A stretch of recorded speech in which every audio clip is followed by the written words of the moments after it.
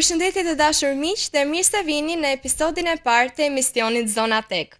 Zona ku teknologjia nuk është thjesht një fushë, por një mënyrë të menduarit, të jetuarit dhe të krijuarit. Unë jam Elena Lubonja dhe së bashku do të bisedojmë në këtë hapësirë digjitale për të reja dhe zhvillimet më të fundit të teknologjisë, për prapaskenat historike dhe për kuriozitetet që na bëjnë të mendojmë, wow, se dija këtë. Përshëndetje, unë jam Vasiana Nikola dhe jemi së bashku në këtë sezon të Zona Tech. Qëllimi ynë është shumë i qartë, ta bëjmë teknologjinë të kuptueshme, të afërt dhe sa më interesante për ju, për çdo, pavarësisht nëse je një profesionist i fushës apo një pasionant që do të di më shumë rreth teknologjisë. Fillimisht rubrika e parë për sot është rubrika Lajmet e javës. Çfarë ka ndodhur këtë javë në botën e teknologjisë? Antena 5G të pozicionuara me GPS hapësinor. Për herë të parë në botë, Vodafone Albania po përdor sensor satelitor për të rregulluar automatikisht pozicionin e antenave 5G në terren, dhe si rezultat do të ketë më pak ndërprerje, më shumë efikasitet dhe sinjal më të pastër. Ky testim ka tërhequr vëmendjen e Vodafone Group në Londër dhe planifikon që ta sjellë këtë teknologji në Europë që në 2026, duke filluar që nga Shqipëria. Në një samit të fundit të teknologjisë në Universitetin e Carnegie Mellon, u njoftuan investime kolosale për krijimin e qendrave të reja të dhënave dhe për burime të rinovueshme energjie, që do të mbështesin përdorimin e AI-s në shkallë të gjerë. Kjo do të krijojë mira vende pune të reja, por dhe sfida në përballimin e ndikimit të mjedisit. Amazon tani po përdor mbi 1 milion robot inteligjent në magazinat e tij të aftë për përzgjedhje, për paketim dhe për monitorim me sensor taktil që imitojnë dorën njerëzore. Kjo përmirëson ndjeshëm efikasitetin dhe redukton gabimet njerëzore, duke ulur kështu edhe kostot operacionale dhe duke përshpejtuar dërgesat. Rekordi i Japonisë për shkarkimin e Netflix në 16 sekonda. Në fillim të këtij viti, Japonia ka vendosur një rekord të jashtëzakonshëm për shkarkimin e një video Netflix në vetëm 16 sekonda. Ky rekord u realizua far rrjetit ultra fiber optik që ka Japonia, i cili mund të arrijë shpejtësi të shkarkimit mbi 100 gigabit për sekond në disa zona urbane. Për shembull, kjo do të thotë që një film me rezolucion të lartë 4K mund të shkarkohet në më pak sekonda. Japonia dhe Kina janë në garë të ngushtë për krijimin e superkompjuterit më të fuqishëm që mund të kryejë mbi 1 kuadrilion veprime në sekond. Këto makina përdoren si simulime komplekse në mjekësi, në klim, në inteligjencë artificiale, si dhe në përpunimin e të dhënave. Vazhdojmë me rubrikën e radhës. Rubrika pak histori. Për të kuptuar të ardhmen, duhet të dim nga vim. E ardhmja ngrihet mbi të kaluarën. Kjo rubrik është një dritare që hapet drejt rrënjve të teknologjisë dhe kthehemi pas në kohë për të zbuluar momente kyçe, nga shpiket që kanë ndryshuar botën deri tek ato më të rejat. Sot do të flasim për 2 nga shpiket që e ndryshuan botën përgjithmonë, për radion dhe për televizionin. Nga valët e para elektromagnetike të shekullit të 19 tek transmetimet digjitale dhe platformat online të sotme. Kjo është një histori teknologjike, sociale dhe kulturore që ka formësuar botën moderne. Radioja ka rënjët e saj në zbulimet shkencore të shekullit të 19. Shkencëtarët si James Clerk Maxwell, Heinrich Hertz dhe më vonë Guillermo Marconi dhe Nikola Tesla hodhën themelet për transmetimin e sinjaleve pa tel. Maxwell parashikoi ekzistencën e valëve elektromagnetike në vitet 1860, ndërsa Hertz provoi eksperimentalizimin me valët në vitin 1880, por ishte Marconi ai që në vitin 1895 zhvilloi sistemin e parë digjital praktik për transmetimin e sinjaleve nga distanca të gjata, duke ndryshuar përgjithmonë komunikimin. Një moment historik ishte në vitin 1901, kur Marconi dërgoi sinjalin e parë radio nga Anglia drejt Kanadas, duke përshkruar Atlantikun. Ky sukses tregoi potencialin e jashtëzakonshëm të radios, veçanërisht për komunikimin ndërkontinental. Në fillim, radioja përdorej kryesisht për komunikimin ushtarak dhe detar, dhe anijet përdorin radio për të komunikuar në det të hapur dhe duke koordinuar operacione.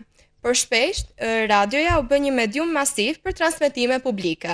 Dhe kështu në vitet 1920 filluan transmetimet e para radiofonike me muzikë, lajme dhe programe argëtuese që familjet i mblidhnin përreth aparatit të radios. Në vitet 30 dhe 40, radioja ishte mjeti kryesor i informimit dhe argëtimit.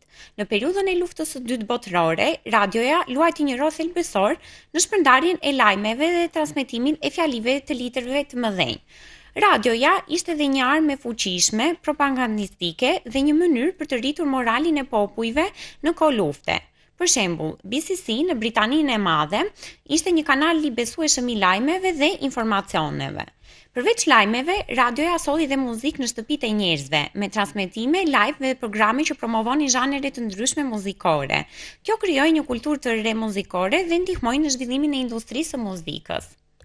Kalojmë kështu tek televizioni, ku në mes të shekullit të 20, përparimet teknologjike bën të mundur jo vetëm transmetimin me anën e zërit, por gjithashtu edhe të imazhit. Dhe kështu lindi televizioni. Fizikani skocez John Logie Baird është i njohur për transmetimin e parë të një imazhi në lëvizje në vitin 1926. Dhe fillimisht transmetimet ishin më të kufizuara dhe cilësia e imazhit ishte e ulët, por normalisht që me kalimin e viteve teknologjia po përmirësohej. Në vitet 40 dhe 50, televizioni filloi që të hynte në familjet e miliona njerëzve. Pas luftës së dytë botërore, televizioni u bë pjesë qendrore e jetës familjare. Në vitet 50 dhe 60, programe televizime nga lajmet më drama komedi dhe spektaklet muzikore u bën fenomen kulturor. Teknologjitë e transmetimit ndryshuan. Kalimi nga sistemi analog në digital, transmetimi në satelit, në kablor dhe përhapjen e kanaleve tematike. Kjo hapi mundësi për një gamë të gjerë programesh dhe audiencash të specializuara. Por normalisht që televizioni nuk ishte thjesht argëtim. Ai ishte ndikim në politik, në edukim dhe në mënyrën se si njerëzit e perceptonin botën.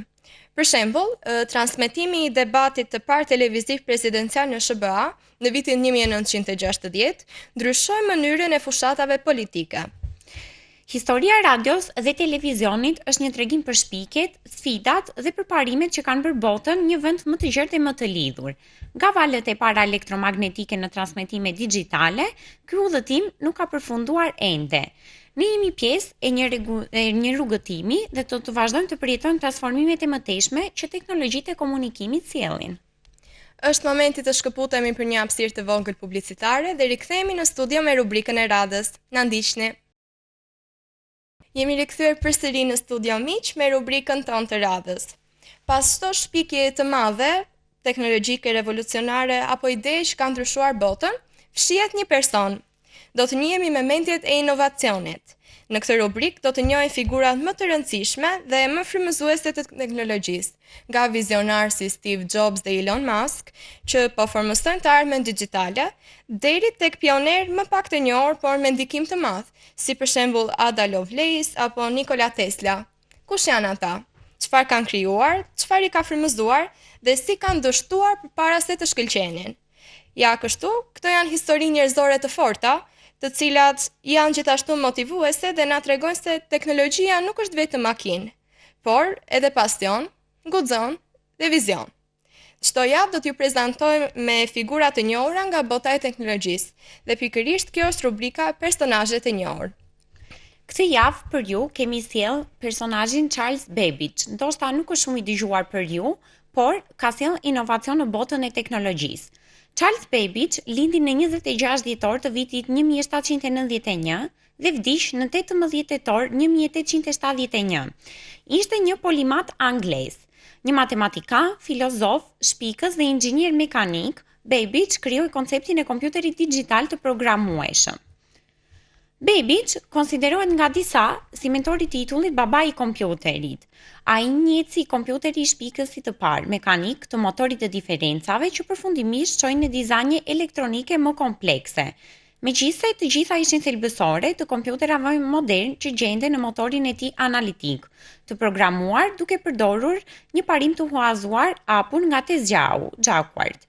Si pjesë e punës së tij në kompjuter, ai gjithashtu projektoi printeret e parë të kompjuterëve. Kishte një gamë të gjerë interesash, përveç punës së tij të kompjuterit të botuara në librin e tij të vitit 1832, Ekonomia e prodhimeve dhe makinerisë. Ai ishte një figurë e rëndësishme në skenën shoqërore në Londër dhe i njihet me nita për importimin e suare shkencore nga Franca në mbrëmjet e tij të shtunave, të cilët ishin të ndjekura shumë. Puna e tij e larmishme në fusha të tjera e ka bërë atë të përshkruhet si i shquar midis shumë polimatëve të shekullit të tij. Babbage, i cili vdiq para inxhinierisë së plotë dhe të suksesshme të shumë prej projekteve të tij, duke përfshirë edhe motorin e tij të diferencës dhe motorin analitik, mbeti një figurë shumë e shquar në informatik. Pjesë të mekanizmave të tij të paplot janë në ekspozit në Muzeun e Shkencës në Londër në vitin 1991, ku një motor diferencial funksional u ndërtua nga planet origjinale.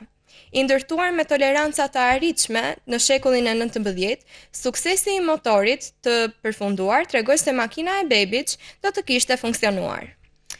Një projekt i njoftuar nga Babbage ishte të tabelonte të gjitha konstantet fizike, të referuara si konstantet e natyrës, dhe më pas të hartonte një vepër enciklopedike me informacion numerik. Ai ishte një pioner në fushën e matjes absolute. Idetë e tij ndoqën ato të Johann Christian Pendefork dhe ju përmendën mbresuen në vitin 1832. Do të kishte 19 kategori konstantesh dhe Ian Hawking i bëi këto si pasqyrim pjesërisht të entuziazmit eksidentik të Babbage. Puna e Babbage mbi tabelat e konstanteve të natyrës dhe të artit u ribotua nga Instituti Smithson në vitin 1856 me një shënim të shtuar në tabelat fizike të Arnold Henry Goid. Do të formoj një pjesë të punës të rëndësishme të propozuar në këtë artikull. Matja e saktë ishte gjithashtu çelësi i zhvillimit të mjeteve të makinerive. Edhe këtu, Babbage i konsiderohet një pioner së bashku me Henry Maslow, William Sellers dhe Joseph Whitworth. Por gjithashtu, Babbage arriti rezultate të dukshme edhe në fushën e kriptografisë, ku megjithse kjo ende nuk dihej një shekull pas vdekjes së tij. Frekuenca e shkronjave ishte kategoria e 18 e projektit të tabelimit të Babbage. Joseph Henry më vonë mbroi interesin për të, në mungesë të fakteve si të rëndësishme për menaxhimin e shkronjave të lëvizshme. Që në vitin 1845, Babbage kishte zgjitur një shifër që ishte paraqitur si sfidë nga nipi i tij Henry Hollier, dhe gjatë këtij procesi ai bëri një zbulim rreth shifrave që bazoheshin në tabelat. Në mënyrë specifike, ai e kuptoi se kodimi i tekstit të thjeshtë me një fjalë kyçe e bënte tekstin e koduar një subjekt aritmetikës modulare. Gjatë luftës së Krimes të viteve 1850, Babbage theu kodin automatik, si dhe kodin shumë më të dobët që sot quhet kodi i Vinjerit. Ai kishte ndërmend të botonte një libër, Filozofia e dëshifrimit, por këtë nuk arriti dot që ta bënte kurrë. Zbulimi i tij u mbajt sekret ushtarak dhe nuk u botua. Merita për rezultatin ju dha Frederick Kaiskit, që ishte një oficer prusian të këmbësorëve, i cili bëri të njëjtin zbulim disa vite më vonë. Megjithatë, në vitin 1854, Babbage botoi zgjedhjen e një kodi Vinich. Në vitin 1855, Babbage botoi gjithashtu një letër të shkurtër shkrimi i kodimit në të njëjtën revistë. Megjithatë, përparësia e tij nuk u përcaktua deri në vitin 1985. Makinat e Babbage ishin ndër kompjuteret e parë mekanik. Mosperfundimi i tyre në të vërtetë ndodhi kryesisht për shkak të problemeve të financimit dhe përplasjeve të personaliteteve, veçanërisht me George Bill Airy, në astronomin mbretëror. Babbage drejtoi ndërtimin e disa makinave me avull që arritën një sukses modest, duke sugjeruar që llogaritjet mund të mekanizoheshin. Për më shumë se 10 vjet, ai mori fonde qeveritare për projektin e tij, të cilat arritën në 17.000 pound, por përfundimisht Tesari humbi besimin tek ai. Po ndërsa makinat e Babbage ishin mekanike dhe tepër të vështira për të ndërtuar, arkitektura e tyre themelore ishte e ngjashme me atë të një kompjuteri modern. Memoria e të dhënave dhe e programit ishte e ndarë. Funksionimi ishte i bazuar në udhësime, ku njësia e kontrollit mund të bënte veprime të kushtëzuara dhe makina kishte një njësi të veçantë. Babbage filloi në vitin 1822 me atë që ai quajti motori diferencave, i krijuar për të llogaritur vlerat e funksioneve polinomiale. U krijua për të llogaritur automatikisht një sasi vlerash. Duke përdorur metodën e diferencave të fundme, ishte e mundur të shmange nevoja për shumëzim dhe pjesëtim.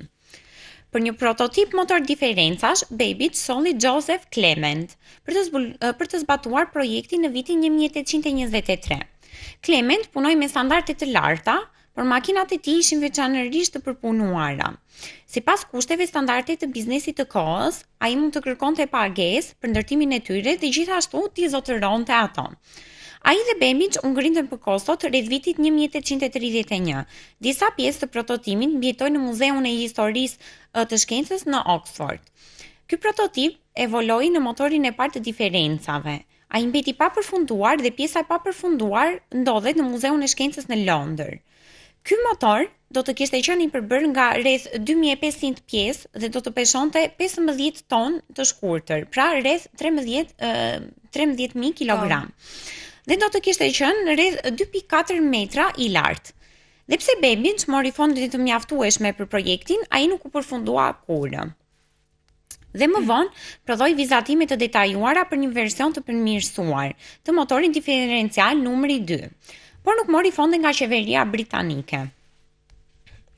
Dizajni i tij u ndërtua më në fund në vitet 1989-1991, duke përdorur kështu planet e tij dhe tolerancat e prodhimit të shekullit të 19. Ai krijoi llogaritjen e tij të parë në Muzeun e Shkencës në Londër, duke i kthyer rezultatet në 31 shifra. 9 vjet më vonë, në vitin 2000, Muzeu i Shkencës përfundoi printerin që Babbage kishte projektuar për motorin diferencial. Printerët e tij ishin printeret e parë të kompjuterëve të shpikur. Pasi përpjekjet për të bërë motorin e ndryshimit të parë dështoi, Babbage punoi për të projektuar një makinë më komplekse të quajtur motori analitik. Motori analitik shënon kalimin nga aritmetika mekanizuar në llogaritjen e plotë për qëllime të përgjithshme. Kryesisht mbi të mbështetet qëndrimi i Babbage si pioner i kompjuterave. Risja kryesore ishte se motori analitik do të programohej duke përdorur karta të shpuara. Motori kishte për qëllim të përdorte sythe të kartave të shpuara të gjakuar për të kontrolluar një kalkulator mekanik, i cili mund të përdorte si të dhënat hyrëse rezultatet e llogaritjeve të mëparshme. Makina kishte për qëllim gjithashtu të përdorte disa karakteristika të përdorura më pas nga kompjuteret modern, duke përfshirë kontrollin sekuencial dhe gëzimin dhe përsëritjen në sythe. Do të kishte qenë pajisja e parë mekanike, që në parim do të ishte e plotë e Turingut. Charles Babbage shkroi një seri programesh për motorin analitik që nga viti 1837 dhe deri në vitin 1840. Programi i parë u përfundua në vitin 1837. Motori nuk ishte një makinë e vetme fizike, për më tepër ishte një sër dizajnesh me të cilat Babbage u përmirësua deri në vdekjen e tij në vitin 1871. Babbage jetoi dhe punoi për më shumë se 40 vjet në 1 Dorset Street, Marylebone dhe vdiq në moshën 79 vjeçare, më 18 tetor 1871. Ai u varos në varezat Kensal Green të Londrës dhe sipas Horsley, Babbage vdiq nga pamundësia renale si pasojë e cistitit. Ai kishte refuzuar titullin e kalorësi ndjes dhe ashtu edhe titullin e baronecit. Ai gjithashtu argumentoi kundër titujve të trashëguar të fisnikërisë, duke favorizuar në vend të tyre titujt e fisnikërisë për jetë. Truri Charles Babbage është i ekspozuar në Muzeun e Shkencës në Londër. Shkëputemi për një hapësirë të vogël publicitare dhe rikthehemi në studio me rubrikën e radhës. Jemi rikthyer në studio me rubrikën e radhës Kuriozitete teknologjike. A i dini që teknologjia fsheh një pafund fakte interesante dhe shpesh të pazakonta? Në këtë rubrikë ndajmë me ju kuriozitete që do t'ju habisin dhe do t'ju nxisin të shihni teknologjinë me një sy tjetër. Kjo është rubrika ku teknologjia bëhet argëtuese. E dini pse tastiera QWERTY është jo alfabetike? Apo që një satelit i NASA-s dërgon sinjale me një fuqi më të vogël se një llampë led? Këtu ndajmë fakte të ndryshme, shpikje të çuditshme dhe prapaskena që nuk I digjoni në përditshmëri. E gjithë kjo për të kuptuar se pas teknologjisë së madhe, shpesh shihen detaje të vogla, plot humor dhe magji. Fillojmë me një kuriozitet, I cili është shumë interesant. Një smartphone është më I fuqishëm se kompjuteri që çoi njeriu në hënë. Kompjuterit Apollo Guidance Computer, që u përdor gjatë misionit Apollo 11 në vitin 1969, kishte vetëm 64 GB memorie dhe një proces 0.043 MHz. Për krahasim, një iPhone ka miliarda herë më shumë fuqi përpunuese dhe memorie. Megjithatë, NASA realizoi një nga arritjet më të mëdha të njerëzimit në një pajisje primitive. A e dinit që interneti ka mbi 5 miliard përdorues? Që nga krijimi I tij në vitet 60, si një projekt I Departamentit Amerikan të Mbrojtjes, ARPANET, interneti është bërë thelbësor për çdo aspekt të jetës, nga bakingu, të arsimi, të shëndetësia. Sot, mbi 65% e popullsisë së botës e përdor internetin çdo ditë. Google, që ne e përdorim aq shumë në përditshmërinë tonë, përpunon mbi 10.000 kërkime në sekond. Ky motor kërkimi ka bërë që njohuritë të jenë gjithmonë në majë të gishtave. Kërkimet ndihmojnë në studim, në punë, në shëndet, por edhe në veprime të përditshme, si çfarë të hash apo çfarë filmi të shohësh. Ne të gjithë e dimë që inteligjenca artificiale është zhvilluar shumë kohët e fundit dhe pikërisht inteligjenca artificiale ka filluar të shkruajë edhe libra, këngë, si edhe koda. Sistemet si ChatGPT, Sora dhe DALL-E, po edhe të tjerë si Midjourney dhe Suno, janë përmbajtje që janë në gjendje të gjenerojnë përmbajtje që duket sikur është krijuar nga vetë njerëzit. Janë botuar libra nga inteligjenca artificiale, janë kompozuar këngë dhe gjithashtu janë shkruar kode që përdoren realisht në produkte software. Elena, a e di se truri I njeriut përpunon më shumë se 11 milion informacione për sekond? Megjithatë, ndërgjegja jon e përpunon një pjesë të vogël të kësaj sasie, kur truri është shumë më efikas në përpunimin paralel, në vendimarrjen në kushte pa sinkurie dhe kreativitet, gjëra që kompjuterët e kanë të vështirë. SpaceX ka filluar të përdor printera 3D për motorët. Kompania e Elon Musk ka revolucionarizuar prodhimin industrial duke përdorur printimin 3D për pjesë shumë të ndërlikuara të motorëve raketor. Kjo I bën më të shpejt për të prodhuar dhe gjithashtu edhe më të lirë për të testuar. Industria e lojrave fiton më shumë të ardhura se ajo e filmit dhe muzikës së bashku. Në vitin 2024, industria e lojrave gjeneroi mbi 200 miliard dollarë. Lojra si Fortnite, Minecraft apo Call of Duty kanë komunitete më të mëdha dhe aktive se sa shtete të vogla. A e dinit ju që 90% e kohës që përdorim në telefon shfrytëzohet për aplikacione.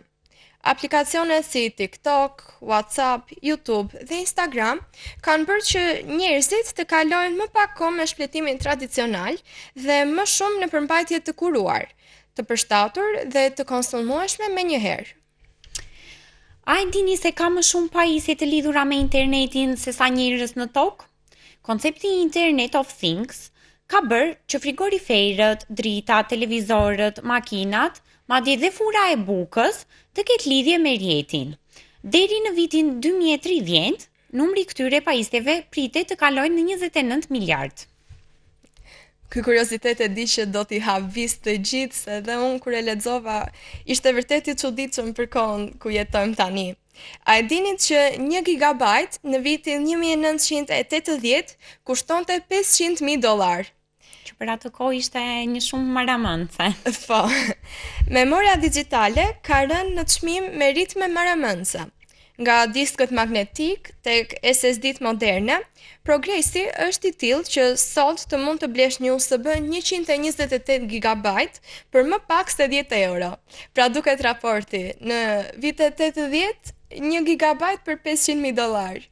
Në ditët e sotme 128 GB për më pak se €10. A e ke menduar që logoja e Firefox nuk është një dhelpër, sepse unë për veten time kam menduar gjithmonë që Firefoxi është një dhelpër. Dhe kurioziteti është që në fakt nuk është një dhelpër, por është një panda e kuqe. Është një keqkuptim i zakonshëm që logoja e Firefox është një dhelpër në emër, por në të vërtetë është një panda e kuqe. Po në fakt ne edhe kur dëgjonim emrin e software-it, Ishte kur dëgjon Firefox, pak e çuditshme kjo. A e dinit se Nintendo prodhoi letra loje shumë kohë më parë se të krijonte videolojra. Kompania e njohur Nintendo u themelua në vitin 1889 dhe si fillim u krijua si një kompani letrash. Ata nuk e krijuan videolojën e tyre të parë deri në vitin 1978. Që nga viti 2017, 2.1 milion njerëz ende përdorin shërbimin dial-up. Një studim i kryer, që u bë kohëve të viteve jo shumë kohë më përpara, në 2017, zbuloi se 2.1 milion njerëz ende përdorin një shërbim dial-up. Këta klient janë të vendosur kryesisht në Amerikën rurale, ku interneti është i paqëndrueshëm dhe i shtrenjtë. Të gjithë ne e përdorim platformën Google. Nuk ka ditë gati që të mos na ndodh diçka që ne të duhet ta përdorim, qoftë për një informacion ose për të gjitha kuriozitetet që mund të kemi gjatë ditës. Dhe pikërisht, Google ka afërsisht 3.5 miliard kërkime në ditë. 7.2% e këtij trafiku vjen nga njerëz që kërkojnë vetëm termin Google. Ju mund të shikoni trendet ditore të kërkimit në Google. Kur lexova këtë kuriozitetin që do thojmë tani, u mendoja se Nokia ishte ajo të cila kishte prodhuar telefonin e parë, pasi në atë kohë ishte më i përhapur telefoni Nokia.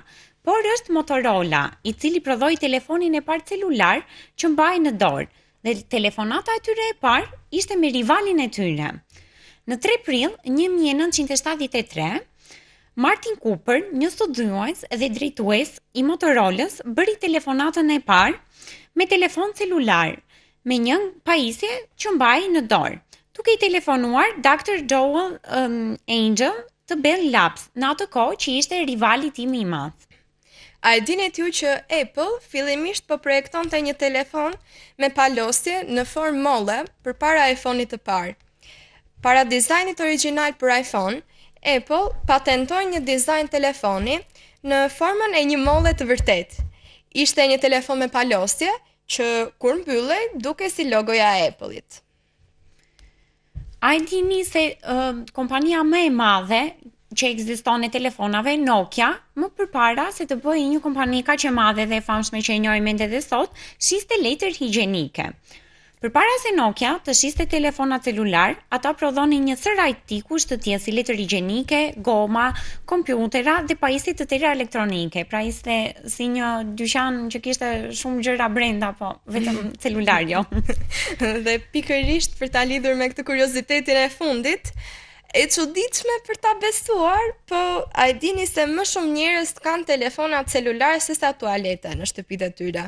Nga 7.7 miliard njerëz në botë, më shumë se 6 miliard kanë qasje në një telefon celular, krahasuar me vetëm 4.5 miliard njerëz që kanë qasje në një tualet funksional. Android, që sot është shumë i përdorshëm, mban 87% të tregut të sistemeve operative. Në vitin 2019, sistemi operativ i telefonave inteligjent Android përbën 87% të tregut global krahasuar me Apple iOS që mban 13%. A e dinit se mbi 90% e monedës botërore është digjitale tashmë. Midis kartave të kreditit dhe kartave të debitit, blerjeve online dhe kriptomonedës, vetëm 8% e monedës globale është para fizike. Në çdo reklam për një Apple iPhone që shikojmë sot, ora do të vendoset në 9:41. Kjo është ora kur Steve Jobs njoftoi iPhone-in e parë në vitin 2007. Videoja më e ndjekur në YouTube është kënga Despacito. Despacito nga Luis Fonsi dhe Daddy Yankee është videoja më e parë në YouTube me mbi 6.9 miliard shikime që nga shtatori i 2020-s. A e di, Elena, që tastera QWERTY u krijua për të na ngadalësuar ne dhe jo për të na shpejtuar? Kur u prezantuan makinat e shkrimit, shkrimi shumë shpejt do të bllokonte tastet. Për të parandaluar që kjo të ndodhte, u prezantua QWERTY, e cila vendosin alfabetet e zakonshme në një distancë nga njëri tjetri dhe ngadalsoi daktografikët. Përdoruesi mesatar i kompjuterit i mbyll syt vetëm 7 herë në minutë. Thuhet se ne i mbyllim syt 7 herë në minutë në vend të 20 herëve të zakonshme kur përdorim një kompjuter. Kjo është arsyeja pse syt tuaj thahen më shumë kur jeni duke punuar përpara një monitori. A e dini që transmetimi i parë televiziv u zhvillua në vitin 1925? Transmetimi i parë televiziv u bë në vitin 1925 në një imazh me një shkallë në format 30 rreshtash të skanuar vertikalisht, me 5 fotografi në sekond. A e dinit se 35% e internetit përdor WordPress, që nga viti 2020, mbi 455 milion faqe interneti përdorin WordPress si CMS-in e tyre. Kjo do të thotë që pjesa e tregut të WordPress është 35% e të gjitha faqeve të internetit në botë.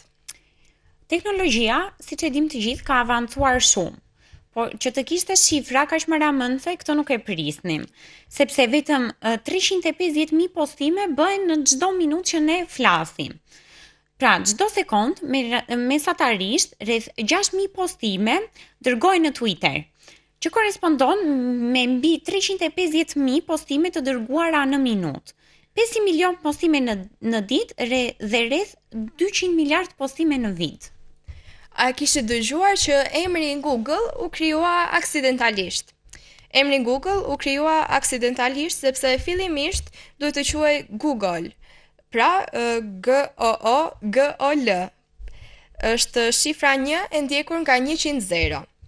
Themeluesit e kontrolluan për të parë nëse ai emër domeni ishte i zënë, por aksidentalisht kërkuan google.com dhe në vend të google.com, atyre u pëlqeu dhe më shumë ky emër dhe e regjistruan emrin e domenit më 15 shtator 1997.